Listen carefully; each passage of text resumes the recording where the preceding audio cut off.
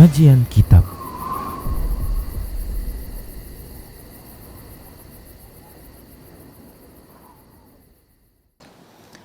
Bismillah, assalamualaikum warahmatullahi wabarakatuh.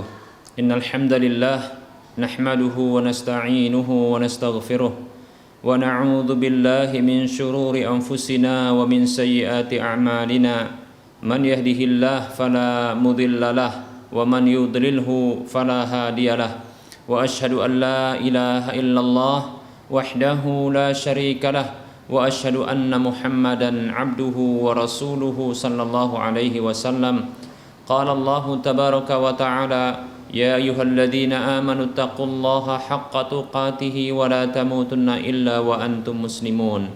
Ya ayyuhan nasu taqu rabbakumul ladzi khalaqakum min nafsin wahidah wa khalaqa minha zawjaha wa bassa minhuma rijalan katsiran wa nisaa'a. واتقوا الله الذي تساءلون به والأرحام إن الله كان عليكم رقيبا يا أيها الذين آمنوا اتقوا الله وقولوا قولا سديدا يصلح لكم أعمالكم ويغفر لكم ذنوبكم ومن يطع الله ورسوله فقد فاز فوزا عظيما أما بعد فإن أصدق الحديث كتاب الله وخير الهدى هدى رسول الله صلى الله عليه وسلم وشر الأمور محدثاتها وكل محدثة بدعة وكل بدعة ضلالة وكل ضلالة في النار.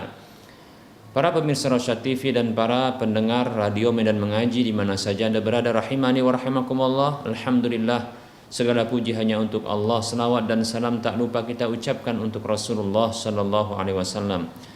Para hamba Allah rahimani wa rahimakumullah, kita lanjutkan pembahasan kitab Minhajul Muslim dalam bab adab, dan kita masih membahas tentang adab terhadap Rasulullah sallallahu alaihi wasallam.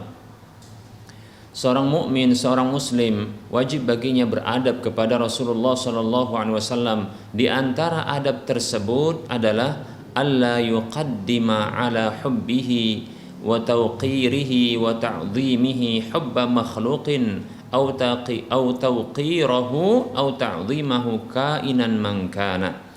Baik para hamba Allah rahimani wa rahimakumullah, di antara adab terhadap Rasulullah sallallahu alaihi wasallam adalah tidak mengedepankan di atas kecintaan kepada beliau sallallahu alaihi wasallam, memuliakan beliau, menghormati beliau, kecintaan kepada makhluk yang lain, memuliakan makhluk yang lain dan menghormati makhluk yang lain siapapun dia. Baik para hamba Allah rahimani wa rahimakumullah, untuk poin ini salah satu dari adab-adab yang penting yang wajib untuk seorang muslim miliki, yaitu tidak boleh mendahulukan kecintaan, penghormatan, pengagungan, pemuliaan kepada siapapun dari manusia ini, dari makhluk ini, yang melebihi kecintaan terhadap Rasulullah sallallahu alaihi wasallam, penghormatan dan pemuliaan terhadap Rasulullah sallallahu alaihi wasallam. Ya tentunya dengan dipilihnya Muhammad bin Abdullah sallallahu alaihi wasallam sebagai utusan bagi Allah Subhanahu wa taala, bahkan nabi bagi Allah Subhanahu wa taala, bahkan hamba terkasih Allah Subhanahu wa taala, Khalilullah. Ini menunjukkan keutamaan Nabi sallallahu alaihi wasallam di atas seluruh makhluk dan seluruh manusia.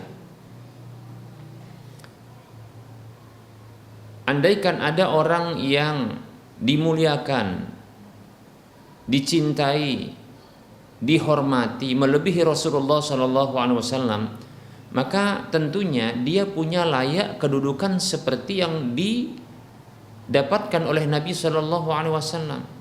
Mestinya dia adalah seorang juga rasul, seorang juga nabi, seorang juga yang dikasihi oleh Allah Subhanahu wa taala. Begitu mestinya.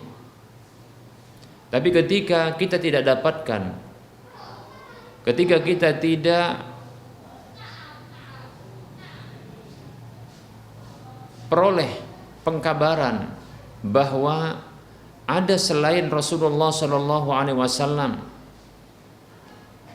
yang dijadikan sebagai nabi dan rasul akhir zaman dari umat manusia ini, bahkan dijadikan sebagai hamba terkasih bagi Allah Subhanahu wa taala oleh Allah Subhanahu wa taala, maka itu menunjukkan tak layak selain Rasulullah sallallahu alaihi wasallam untuk mendapatkan adab dan akhlak seperti ini. Nah, ketika Nabi sallallahu alaihi wasallam dijadikan oleh Allah Subhanahu wa taala sebagai nabi sekaligus rasul, bahkan rasul akhir zaman, rasul yang menutup dari seluruh para rasul, bahkan para nabi,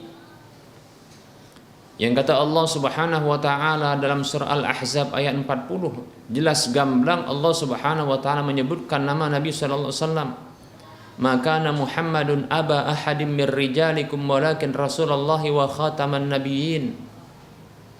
Bukanlah Muhammad itu sallallahu alaihi wasallam adalah ayah dari salah seorang laki-laki di antara kalian, akan tetapi dia adalah utusan Allah dan penutup para nabi. Jelas gamblang demikian. Nah, ketika Nabi Shallallahu Alaihi Wasallam dijadikan sebagai nabi sekaligus penutup para nabi dan rasul, bahkan dijadikan oleh Allah Subhanahu Wa Taala sebagai Khalilullah, kekasih, hamba terkasih Allah Subhanahu wa taala, maka layak beliau mendapatkan adab dari hamba-hamba Allah Subhanahu wa taala untuk dikedepankan kecintaan terhadap beliau melebihi kecintaan terhadap segala sesuatu, siapapun.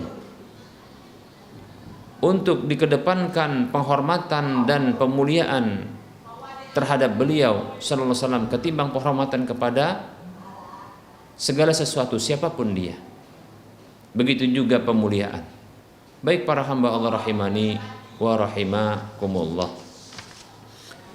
Bahkan Rasulullah sallallahu alaihi wasallam sendiri yang mengatakan, dan ini sudah kita sampaikan hadisnya dalam penjelasan terdahulu di pertemuan yang lalu, hadis yang diriwayatkan oleh Imam Bukhari dan Imam An-Nasai. Rasulullah sallallahu alaihi wasallam beliau bersabda, "Walladzi nafsi biyadihi la yu'minu ahadukum hatta akuna ahabba ilaihi min waladihi wa walidihi wan nasi ajma'in." Kata Nabi sallallahu alaihi wasallam, demi Allah, zat yang jiwaku berada di tangannya. Sampai-sampai Rasulullah Shallallahu Alaihi Wasallam bersumpah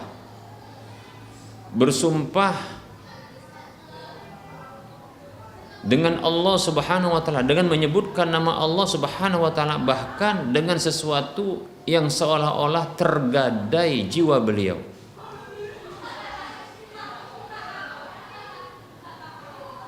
Menunjukkan pentingnya hal ini, sesuatu yang ia menjadi isi sumpah tersebut.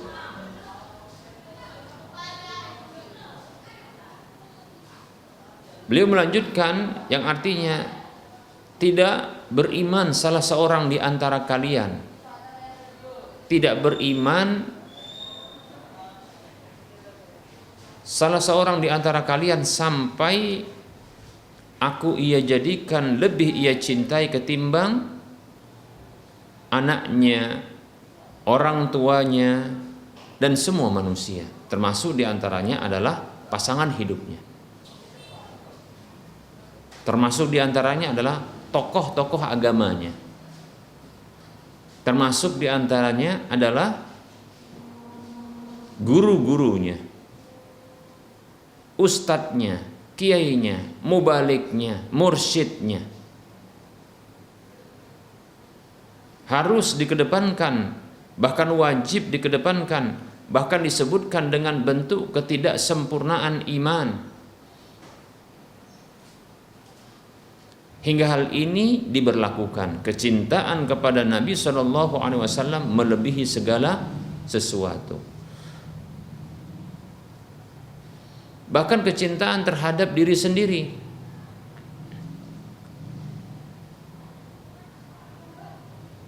Itu harus dikedepankan. Kecintaan kepada Nabi Shallallahu Alaihi Wasallam ketimbang kecintaan kepada diri sendiri. Dan ini juga pernah kita sampaikan pada pertemuan yang lalu, tidak mengapa kita ulangi agar semakin kita pahami.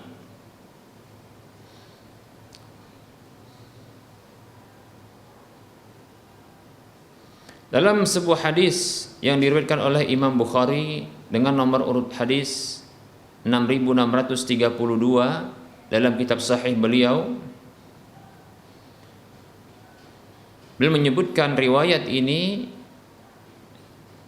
sampai kepada perawi yang bernama Abu Uqail Zahra ibnu Ma'bad, bahwasanya ia pernah mendengar kakeknya Abdullah ibnu Hisham pernah mengatakan radhiyallahu anhu, kunna ma'an nabiyyi sallallahu alaihi wasallam wa huwa akhidun biyadi Umar ibn al-Khattab radhiyallahu anhu. Dahulu kami bersama Nabi sallallahu alaihi wasallam dan beliau memegang tangan Umar radhiyallahu anhu, Umar bin Khattab radhiyallahu anhu.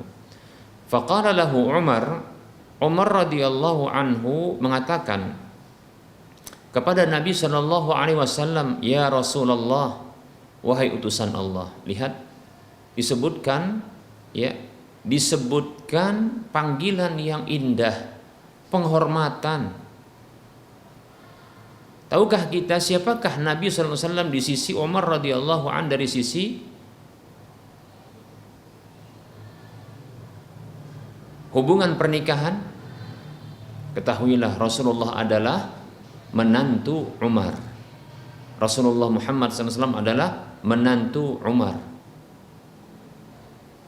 Yang kalau dalam adat kebiasaan kita, ya tentunya menantu ini di bawah derajat, dan kita akan memanggilnya dengan panggilan nama, dan cenderung kita menganggapnya di bawah kita. Begitulah. Tapi luar biasa, kedudukan dalam pernikahan seperti ini tidak mempengaruhi Umar radhiyallahu anhu untuk memuliakan Nabi sallallahu alaihi wasallam, mengagungkan Nabi sallallahu alaihi wasallam, menghormati Nabi sallallahu alaihi wasallam, bahkan dengan panggilan yang sangat indah, panggilan yang tertinggi, yaitu ya Rasulullah, wahai utusan Allah. La anta ahabbu ilayya min kulli syai'in illa min nafsi. Sungguh benar-benar Anda adalah orang yang paling aku cintai ketimbang segala sesuatu kecuali diriku. Maksud Umar adalah Rasulullah Shallallahu Alaihi Wasallam itu dicintai oleh Umar melebihi segala sesuatu, tapi tidak melebihi cinta Umar kepada diri Umar sendiri radhiyallahu anhu. Jadi Umar cintanya kepada diri sendiri itu mengalahkan kecintaan terhadap segala sesuatu termasuk Rasulullah sallallahu alaihi wasallam. Faqala Nabi sallallahu alaihi wasallam, maka Nabi sallallahu alaihi wasallam bersabda kepada Umar, la, tidak benar, tidak demikian, bukan begitu. Walladzi nafsi biyadihi, demi Allah zat yang jiwaku berada di tangannya, hatta akuna ahabba ilaika min nafsika, sampai aku engkau jadikan orang yang paling engkau cintai ketimbang dirimu.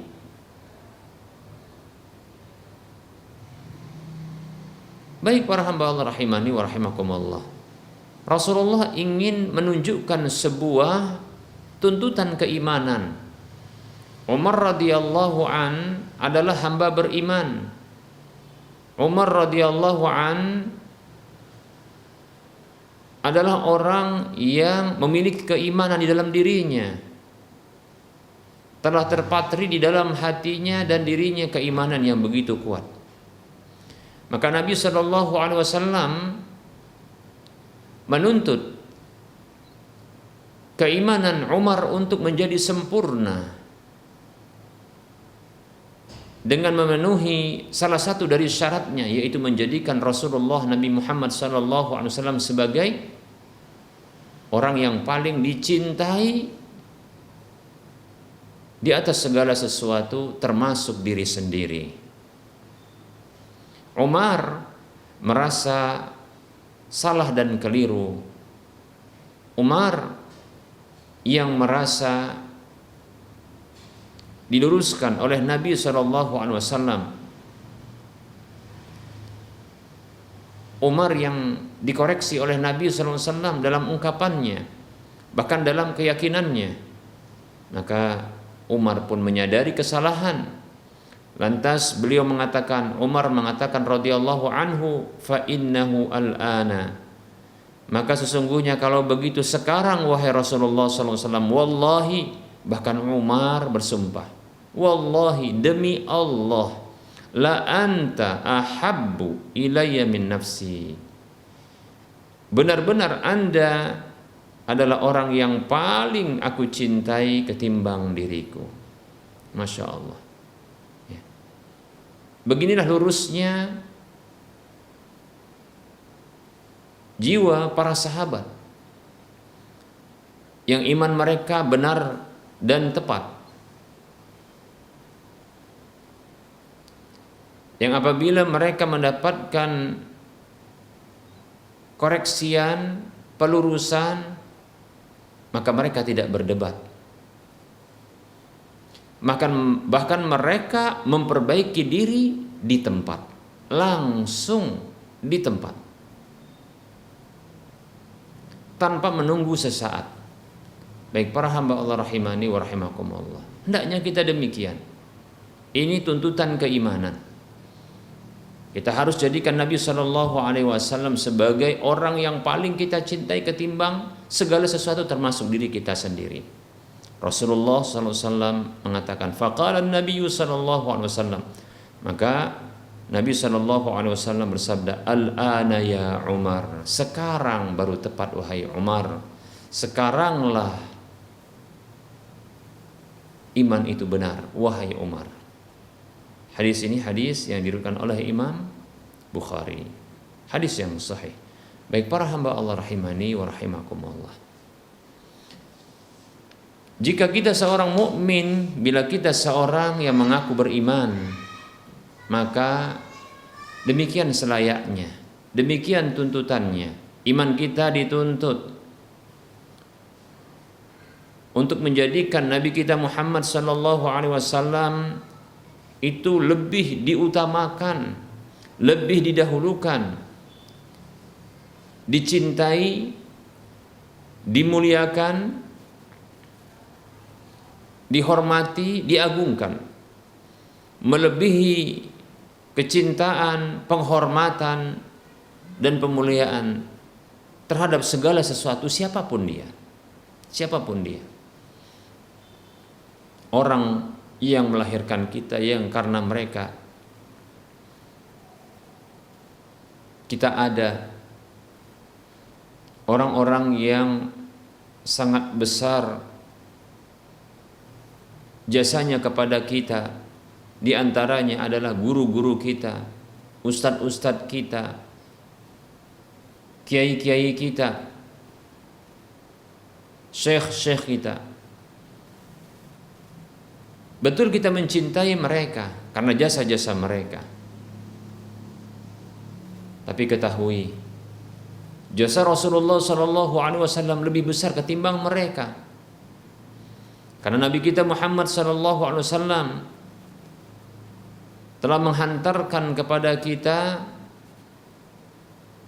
sebuah kenikmatan dengan izin Allah Subhanahu wa taala, yang dengannya kita selamat di dunia dan di akhirat. Yang dengannya kita mendapatkan kebahagiaan di dunia dan di akhirat. Kedudukan beliau di sisi Allah Subhanahu wa taala sebagai utusan dari Allah Subhanahu wa taala, sebagai orang kepercayaan Allah Subhanahu wa taala, sebagai hamba terkasih dari Allah Subhanahu wa taala. Maka ini cukuplah menjadikan kita untuk lebih mendahulukan kecintaan terhadap beliau, pemuliaan terhadap beliau, penghormatan terhadap beliau, melebihi dari cinta, penghormatan dan pemuliaan terhadap segala sesuatu. Baik para hamba Allah rahimani wa rahimakumullah. Ini barangkali ya materi yang bisa kita sampaikan pada pertemuan kali ini. Pertemuan kali ini memang begitu singkat. Mohon maaf barangkali bila ada kesalahan dalam keterlambatan ya mengudara di hadapan para pemirsa sekalian dan para pendengar sekalian. Tapi mudah-mudahan yang sedikit dan singkat ini sangat bermanfaat bagi kita, karena ini sangat prinsip bagi kita. Ini adab seorang mukmin, seorang muslim yang mesti kita miliki, yaitu mendahulukan kecintaan kepada Nabi, penghormatan, pemuliaan, pengagungan terhadap Nabi ketimbang kecintaan, penghormatan, pemuliaan, pengagungan terhadap segala sesuatu siapapun dia. Demikian tuntutan keimanan, tuntutan keimanan. Baik para hamba Allah rahimani rahimakumullah, ini materi yang singkat yang semoga padat dan bermanfaat. Baik, kita buka saja sesi soal jawab bagi para pemirsa yang ingin berinteraktif bersoal jawab. Silahkan hubungi nomor layanan kami di 0822 8888 6630. Silahkan langsung telepon bila ingin bertanya, atau di nomor yang sama layangkan pertanyaan lewat tulisan di WhatsApp di nomor yang sama, atau di nomor yang lain 085261904177. Baik, para hamba Allah rahimani wa rahimakumullah, kita layani pertanyaan yang sudah masuk.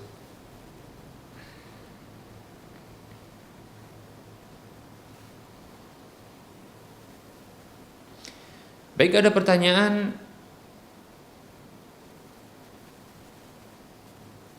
apakah makmum tidak membaca surah Al-Fatihah apabila sholat yang imamnya membaca dengan jahar? Baik,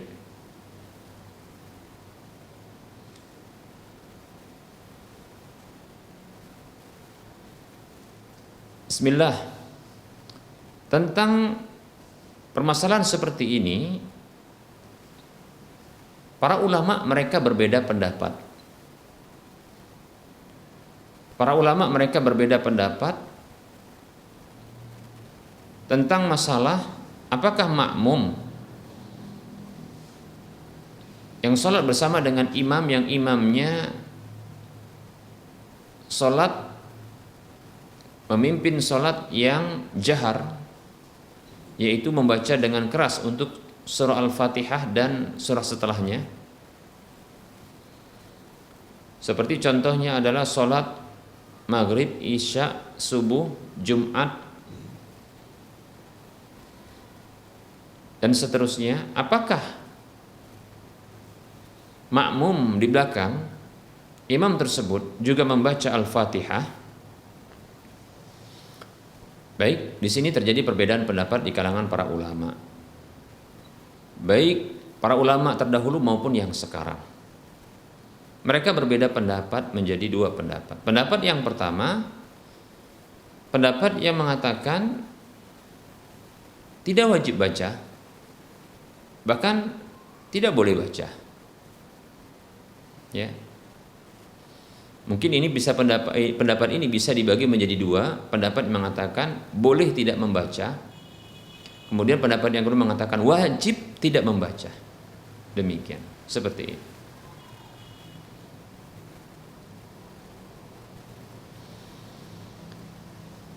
Boleh tidak membaca, ini dalilnya adalah dikarenakan sebahagian ulama tersebut mereka mengambil satu kaidah bahwa bacaan imam adalah bacaan makmum, dan imam itu sebagai penanggung jawab dari makmum. Kata Nabi sallallahu alaihi wasallam, al-imamu dhaminun wal muadzinu mu'tamanun. Atau kama qala sallallahu alaihi wasallam, dalam hadis yang sahih Rasulullah sallallahu alaihi wasallam bersabda, imam itu penanggung jawab dan muadzin itu adalah orang yang diberi amanah. Baik para hamba Allah rahimani wa rahimakumullah, imam sebagai penanggung jawab, sehingga apa yang dibaca imam adalah itu menjadi bacaan makmum, seperti itu. Baik. Dari pendapat ini ada pendapat yang mengatakan wajib untuk tidak membaca, tidak boleh membaca sama sekali. Kalau tadi pilihan, ya, boleh baca, boleh tidak. Pendapat yang ini mengatakan bahwa tidak boleh membaca. Mengapa? Karena konsekuensi dari membaca tersebut akan mengakibatkan tidak konsentrasi di dalam mendengarkan bacaan Al-Quran dari imam. Allah Subhanahu wa taala berfirman, "Wa idza quri'al Qur'anu fastami'u lahu wa ansitu la'allakum turhamun." Apabila dibacakan Al-Qur'an itu, maka dengarkanlah bacaan itu dan diamlah agar kalian dirahmati. Perintah untuk diam artinya tidak membaca, demikian. Diperintahkan untuk mendengar, artinya jangan sampai teralihkan, seperti itu. Baik. Ini pendapat yang pertama, ya. Dan itu terbagi menjadi dua. Pendapat yang pertama tadi adalah tidak membaca, ya. Dan ini terbagi menjadi dua. Ada yang mengatakan boleh untuk tidak membaca. Yang kedua, ya, tidak boleh sama sekali membaca, demikian. Ya. Baik, pendapat yang kedua adalah pendapat yang mengatakan wajib membaca. Alasannya karena Al-Fatihah adalah rukun dalam sholat. Kata Nabi Shallallahu Alaihi Wasallam, Rasulullah SAW bersabda, la salata liman lam yaqra bi Fatihatil kitab. Rasulullah bersabda Shallallahu Alaihi Wasallam, tidak ada sholat bagi orang yang tidak membaca Al-Fatihah.